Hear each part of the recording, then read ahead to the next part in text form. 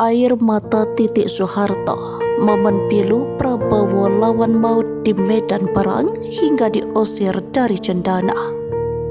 Cerita air mata titik Soeharto harus berpisah dari Prabowo Subianto menjadi cerita viral di sosial media hingga Rabu 12 Februari 2024. Sebuah buku menceritakan momen pilu Titi yang berulang kali menangis melihat sang suami harus pergi, diunggah oleh salah satu akun sejak 15 Februari lalu.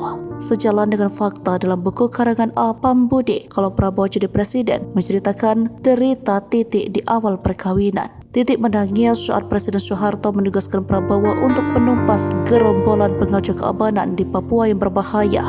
Padahal saat itu Titi dan Prabowo dalam masa bulan madu.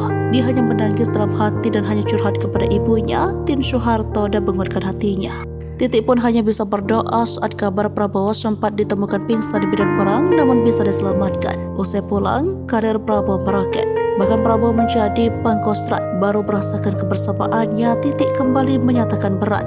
Kali ini Prabowo diusir keluarga cendana. Ia dianggap berbuat kesalahan fatal membiarkan mahasiswa berdemo ke gedung DPR, MPR, bahkan mendudukinya hingga Soeharto harus mundur.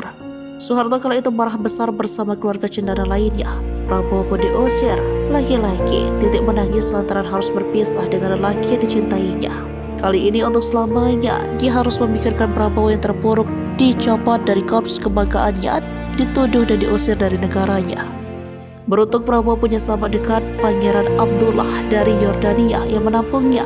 Prabowo pun sempat diminta pindah kewarganegaraan, namun kecintaannya kepada NKRI membuat Prabowo menolaknya. Setelah bangkit, Prabowo balik ke Indonesia pada Pilpres 2024 ini. Dia dinyatakan menang, sementara Titi pun menjalani karirnya sebagai pengusaha dan politisi, bergabung dengan Gerindra. Sementara dalam beberapa kesempatan saat diminta rujuk, Titi tampak menyerahkan kepada Prabowo. Emang pernah pisah?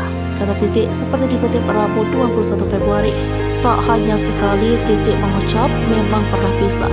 Ia 2 kali mengucapkan hal itu dan meminta media untuk bertanya kepada penghulu.